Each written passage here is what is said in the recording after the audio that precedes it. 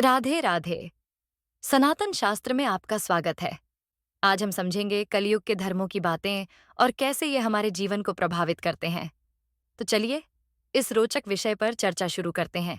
श्री सुखदेव जी कहते हैं, परीक्षित, समय बड़ा बलवान है। ज्यों ज्यों घोर कलयुग आता जाएगा, त्यों त्यों उत्तरोत्तर धर्म, सत्य, पवित्रता, क्षमा, दया, आयु, बल और स्मरण शक्ति का लोप होता जाएगा। कलयुग में जिसके पास धन होगा, उसी को लोग कुलीन, सदाचारी और सद्गुणी मानेंगे।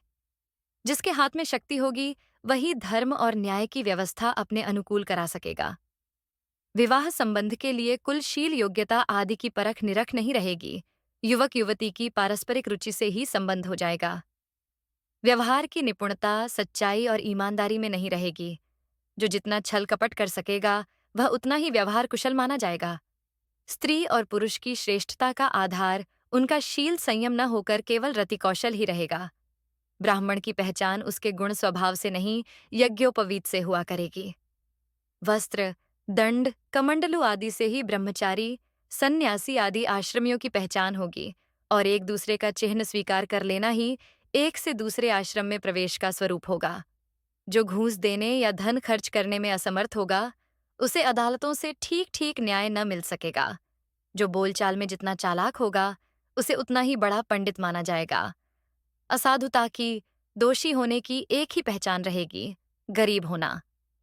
जो जितना अधिक दंभ पाखंड कर सकेगा, उसे उतना ही बड़ा साधु समझा जाएगा। विवाह के लिए एक दूसरे की स्वीकृति ही पर्याप्त होगी। शास्त्रीय विधि विधान की, संस्कार आदि की कोई आवश्यकता न समझी जाएगी। बाल आदि संवार कर कपड़े लत्ते से लैस हो जाना ही स्नान समझा जाएगा।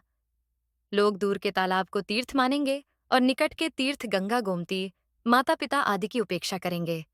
सिर पर बड़े बड़े बाल काकुल रखाना ही शारीरिक सौंदर्य का चिन्ह समझा जाएगा और जीवन का सबसे बड़ा पुरुषार्थ होगा। अपना पेट भर लेना।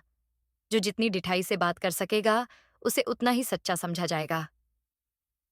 योग्यता चतुराई का सबसे बड़ा लक्षण यह होगा कि मनुष्य अपने कुटुंब का पालन कर ले।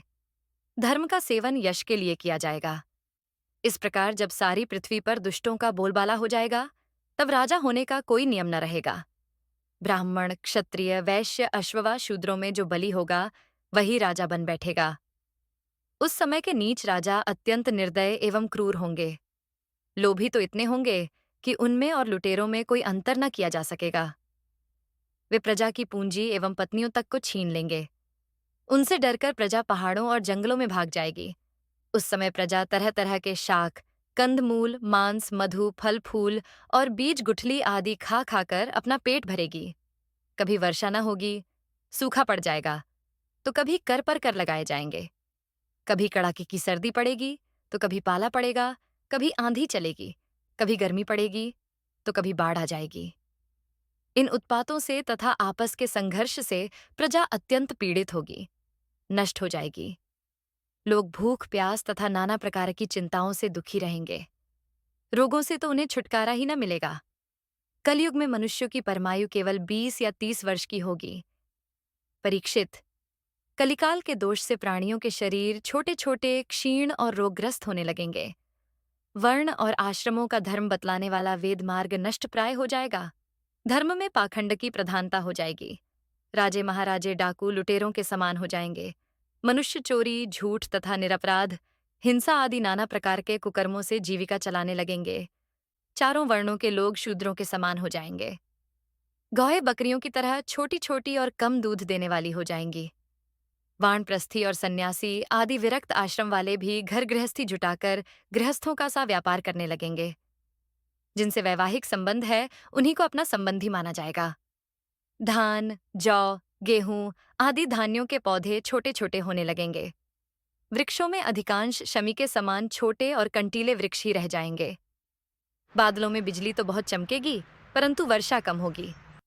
गृहस्थों के घर अतिथि सत्कार या वेद ध्वनि से रहित होने के कारण अथवा जनसंख्या घट जाने के कारण सूने सूने हो जाएंगे। परीक्षित, अधिक क्या कहें, कलयुग का अंत होते होते मनुष्यों का स्वभाव गधों जैसा दुस्सह बन जाएगा।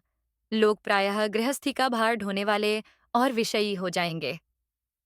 ऐसी स्थिति में धर्म की रक्षा करने के लिए सत्व गुण स्वीकार करके स्वयं भगवान अवतार ग्रहण करेंगे। आज के लिए बस इतना ही। ये तो सिर्फ पहला भाग था। अगले भाग में हम और भी दिलचस्प बातें करेंगे। अगर आपको यह जानकारी महत्वपूर्ण लगी हो, तो वीडियो को लाइक करें और अपने विचार हमारे साथ साझा करें। अगर आपने अभी तक सब्सक्राइब नहीं किया है, तो अभी करें और बेल आइकन जरूर दबाएं, ताकि आप अगले वीडियो की जानकारी सबसे पहले पा सकें। जय श्री कृष्ण।